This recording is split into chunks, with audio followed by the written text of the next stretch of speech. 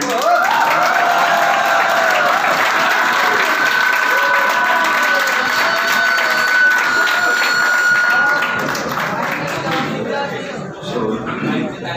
Even you don't know, like during my classes, normally when I just come here and start the classes, and I think you can see that even I'm like fumbling here. Okay, sitting with one of the legendary faculty, it's not that easy. So with all these things, and it's not like it is the thing which we are going to start and end here. Yes, inshallah, we are going to continue these kind of sessions, okay? And this is going to surely help you a lot in your preparation, and especially in these last days. Yeah? Because what you do is, you will be learning about one particular topic in one subject, and correlating that with another subject will be a big task for you people. And if this kind of session is done here, that will become like very much easier, okay? So we'll discuss few topics here, and if you will like it, and then we'll also continue with some other topics, in the coming days. Yes, sir. Like, are you all understanding what I'm trying to tell you? Yes, sir. Thank you. Am I audible at the last place? Yes, sure. Thank you. So, without any further delay, let's get started now. Shall we begin, guys? Yes, sir. So, what is the first topic that we have actually decided to discuss here? हमने जो decide किया है यहाँ पर हम discuss करेंगे. Mainly, we are trying to integrate first of all the biochemistry part with the medicine. We are going to do the hemolytic anemia. Fine. So I will be discussing the biochemistry part of that one, and from there on, the sir will continue with the medicine part of that one. Okay, path and medicine part of that. Is it okay? Fine. Shall we start then? Shall we start then, sir? So in biochemistry, first of all, I'll tell you the basic mechanism of G6PD, that is glucose 6-phosphate dehydrogenase. Okay. And then later on, so we'll continue with the path and medicine parts. Okay? Shall we begin now? Yes, sir. Come on, guys. Now, first of all, to begin with, this will be actually your RBC. I want your full cooperation here. Let me even check and see like what all biochemistry you still reading. देखते हैं कितना आपको याद है. ठीक है? So now in the RBC, first of all, there is one pathway known as HFP shunt. HFP shunt will occur in RBC. Yes or no? Yes, sir. So I hope you all remember hexose monophosphate shunt, HFP shunt, which is also known as pentose phosphate pathway. Lovely, lovely. I'm really happy with the answer that you're giving here. Huh? In this HFP shunt, the starting substance will be glucose 6-phosphate. And this will undergo like several reactions here. बहुत सारे reactions होते हैं. And finally, it is going to form what is the fructose 6-phosphate. Actually, you don't have to learn the entire pathway for your MCA exam. Okay, just remember the starting substances: glucose 6-phosphate, and the end product will be fructose 6-phosphate. And in this, the very first reaction will be actually oxidation reactions. And I hope you all remember what is the meaning of oxidation here. Removal of hydrogen. Removal of hydrogen. And whatever hydrogen is removed here, that hydrogen will be taken up by NADP+. It is going to accept that hydrogen, and after accepting the hydrogen, it is going to form NADPH plus H+. Fine. So oxidation reaction, I repeat again, there is removal of hydrogen that will be accepted by NADP+ to form NADPH plus H+. Fine. So yes, there is a formation of this important substance, that is NADPH. And here, if there is removal of hydrogen, obviously what should be the name of the enzyme? Dehydrogenase. De-removable hydrogenase. Dehydrogenase. And what should be the complete name of the enzyme? You got to add the name of the substrate. So it becomes glucose 6-phosphate dehydrogenase. And that's your famous enzyme, that is your G6PD. Very much important. It comes in almost like every subject: pharma, micro, patho, medicine, everything. Yeah? Now after this, now the next thing is very much important, and this is the place where like many students get confused here. Yeah? So इसको थोड़ा ध्यान से सुनना. Listen this very carefully here. There is a substance known as glutathione. Can you just repeat the name for me? Glutathione. Once more. Glutathione. Okay. Now this glutathione is going to accept the hydrogen from NADPH. Or we can say vice versa, whatever hydrogen that you have in NADPH, those hydrogens will be added. Those hydrogens will be added into the glutathione. अभी हमने देखा removal of hydrogen is oxidation, addition of hydrogen obviously it is reduction. So can I now say that there is a formation of reduced glutathione? Yes. So once you add the hydrogen, there is a formation of reduced glutathione. And now listen very carefully. Whatever hydrogen that you have in the reduced glutathione, you just want to imagine in your mind that those hydrogens are added, and now those hydrogens are present in reduced glutathione. Okay. Now those hydrogens are going to react with the free radical present in RBC. So inside the RBC there will be H2O2, hydrogen peroxide. So what is the name of this H2O2 guys? Hydrogen peroxide. And it's a free radical. Now you tell me free radical is a good substance or a bad substance? Very bad. And it is going to damage the membrane of the RBC. Yeah? So हम क्या करेंगे? What we are going to do is the hydrogen present in reduced glutathione, this hydrogen is going to react with the oxygen present in your H2O2. Now try to understand this one guys. Look at the screen there. This hydrogen which is present in reduced glutathione, that hydrogen is going to react with the oxygen present in the H2O2. Just to understand in a simple manner, I am telling you. So H2 along with that oxygen, it is going to form what? Water. H2. And if you are going to remove that one oxygen from there, how many oxygens are remaining there? Only one. So ultimately what is remaining? Water. H2O. So therefore, what is going to happen?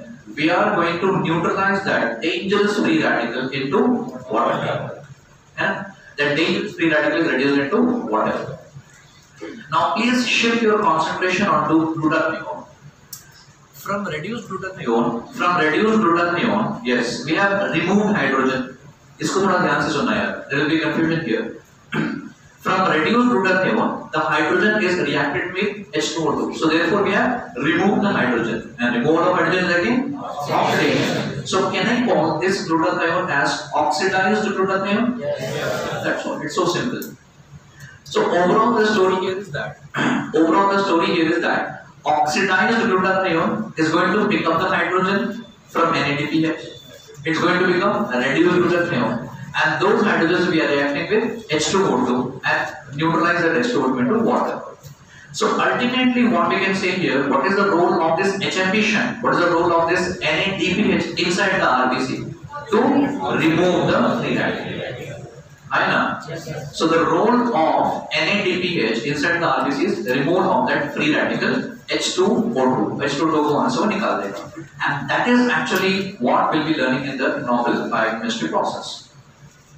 Now, just to end this normal process here, guys, we can see one reaction taking place here, number one, and this is the second reaction taking place here.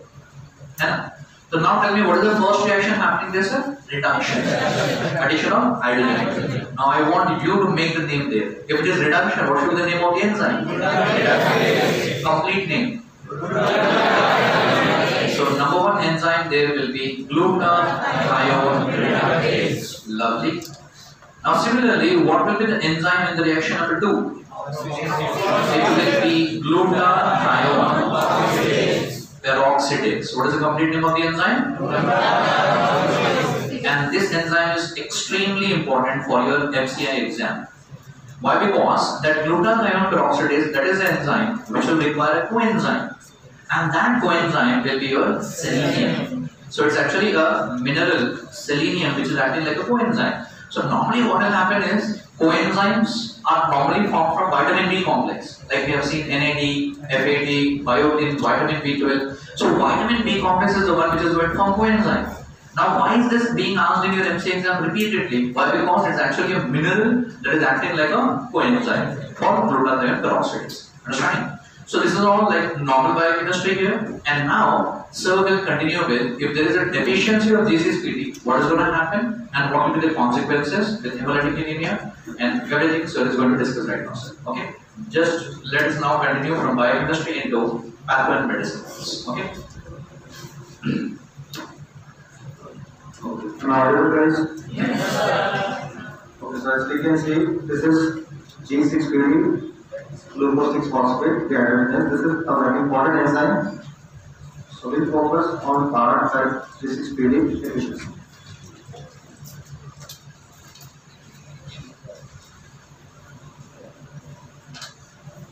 So just try to understand this. This enzyme, as you can see, this is trying to protect your RBCs. So if this enzyme is deficient, what will happen? RBCs are no longer being protected.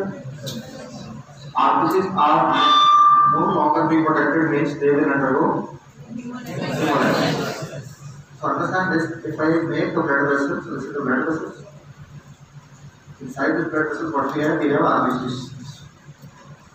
So let me say we have double shaped RBCs. These RBCs are having pigment called hemoglobin. So you can see this is one here.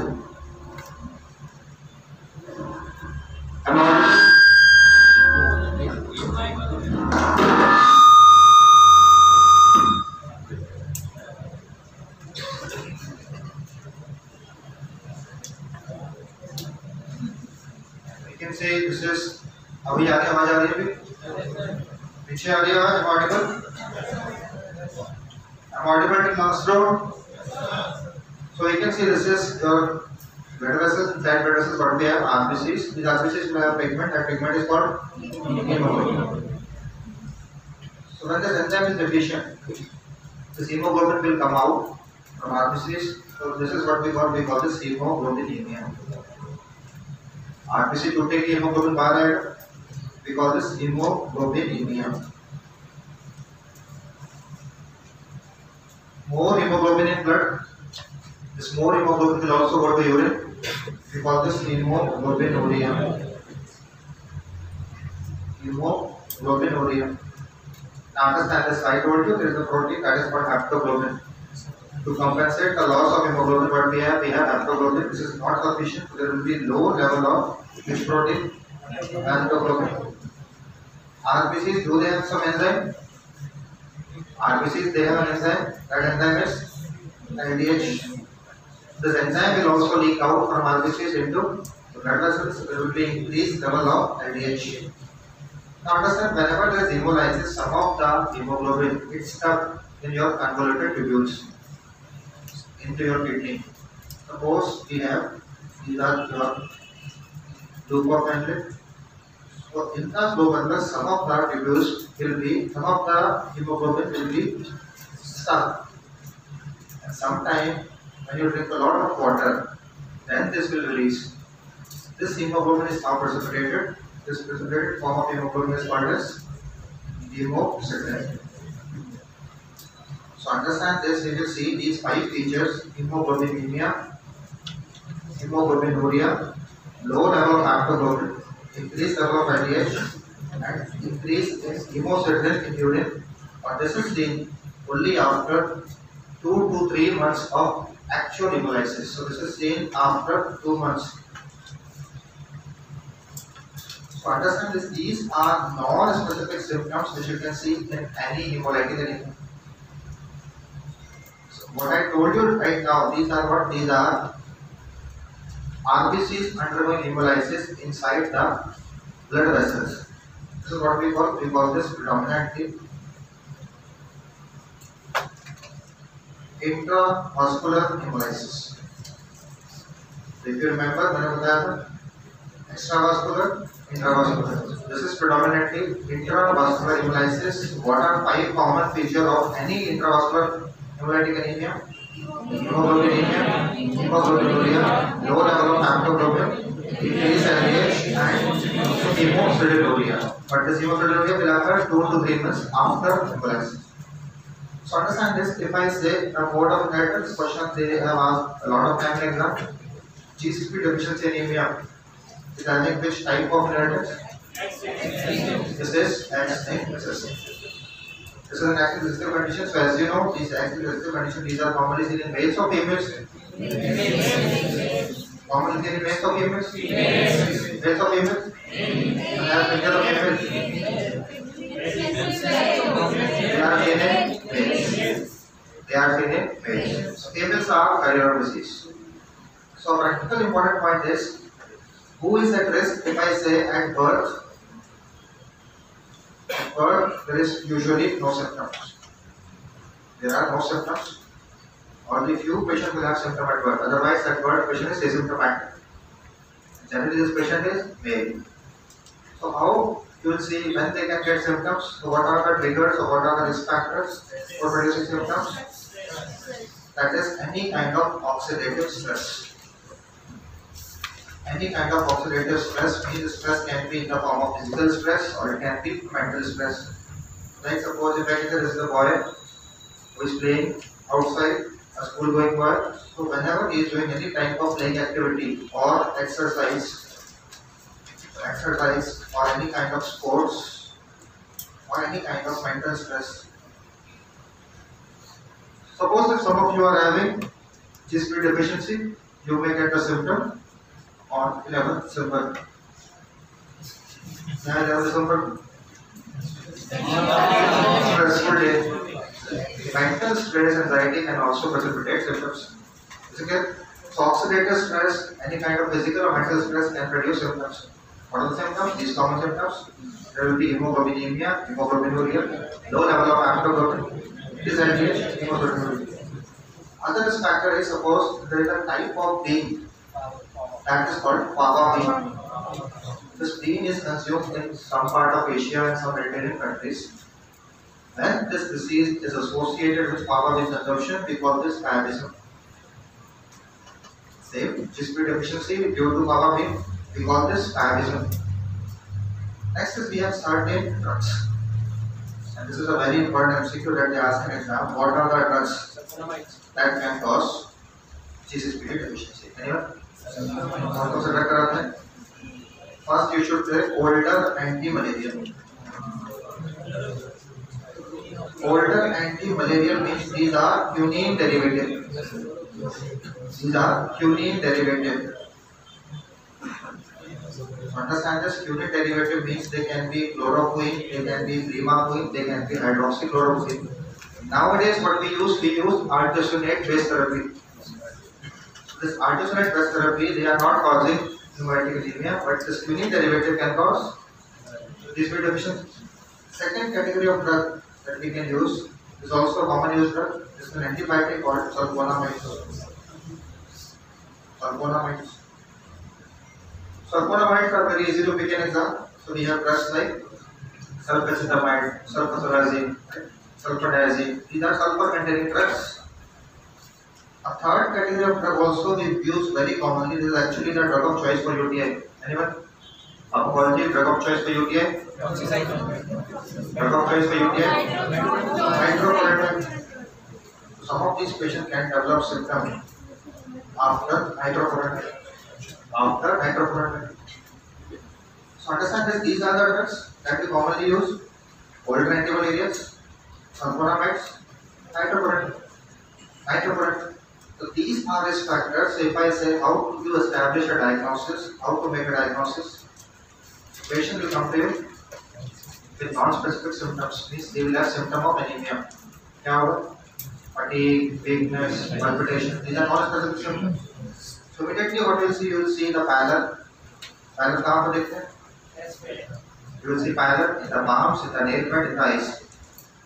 Patient hemoglobin कम होगा. This pallor is due to decrease in hemoglobin.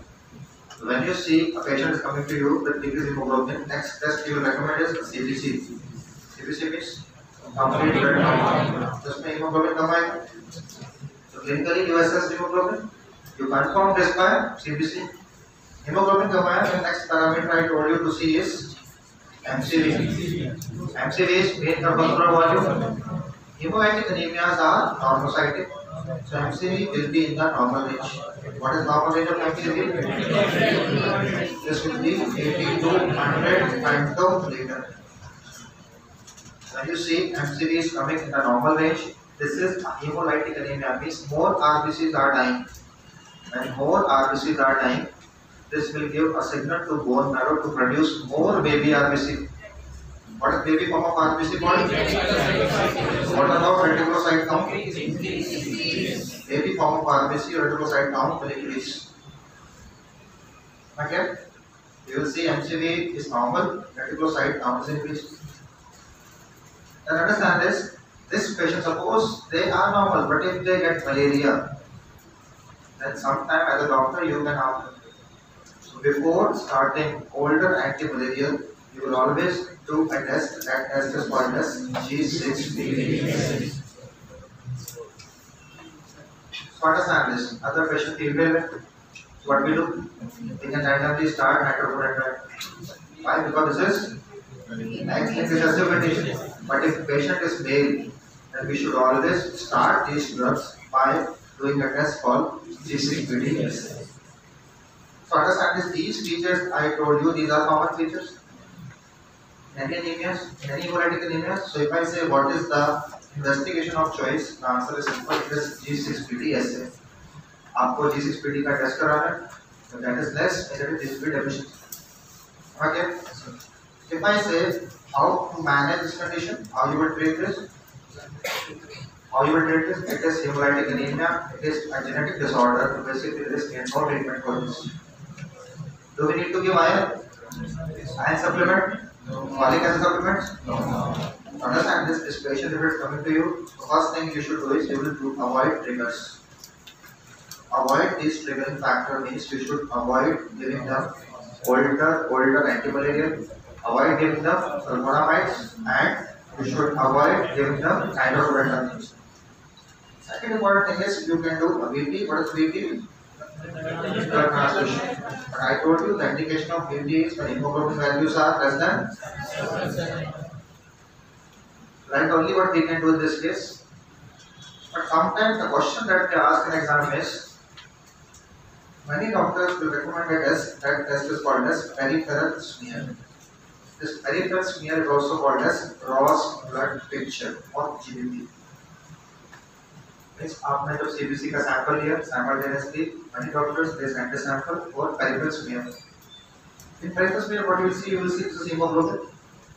If I say we have different type of hemoglobin, so let me say this is like in smear you will see hemoglobin. This hemolysis means hemoglobinemia, means hemoglobin will precipitate.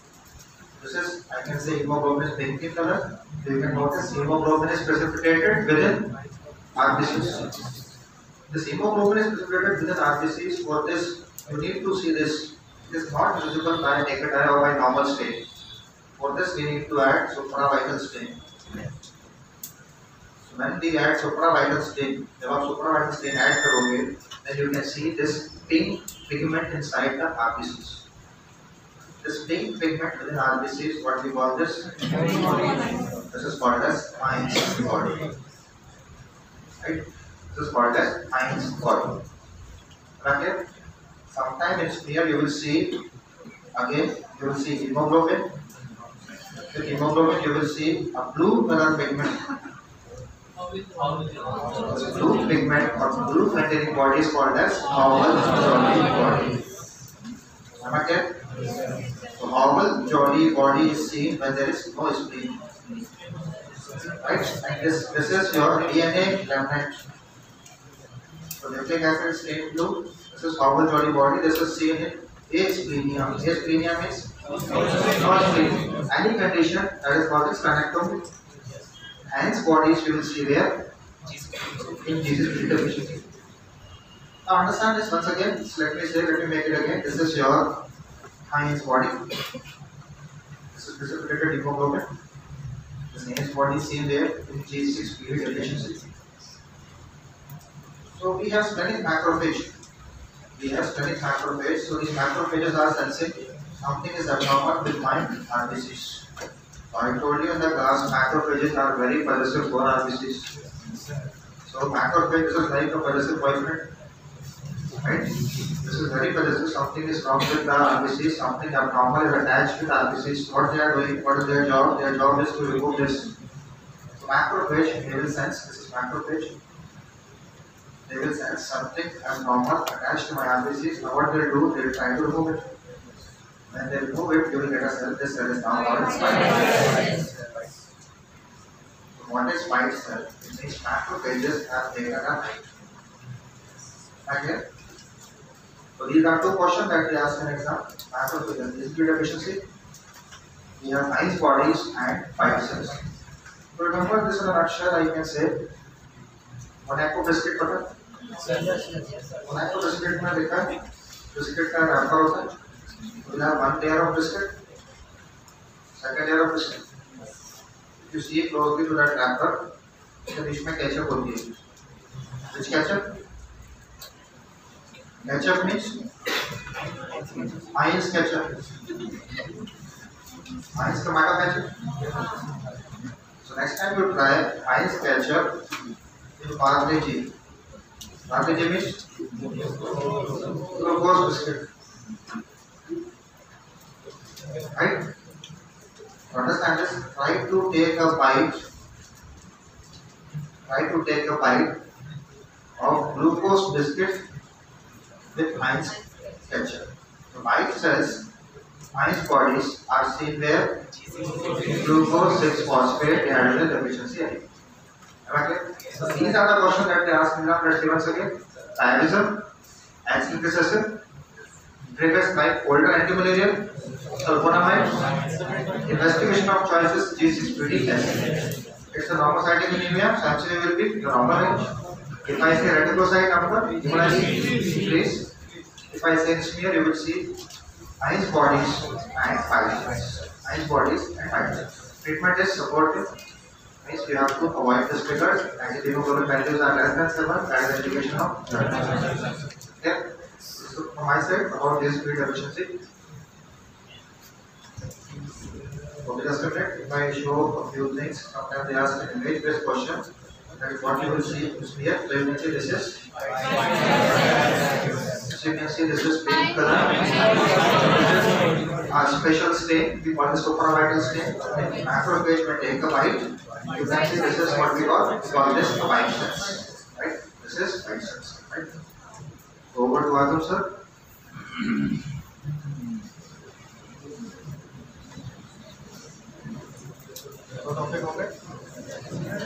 So guys, did you get the comparison right now? Yes, sir. Did you understand the integration here? Yes, sir. So that is the thing with this kind of sessions. Tell me, like, what are you feeling right now? Two topics are done. Yes, sir. So if by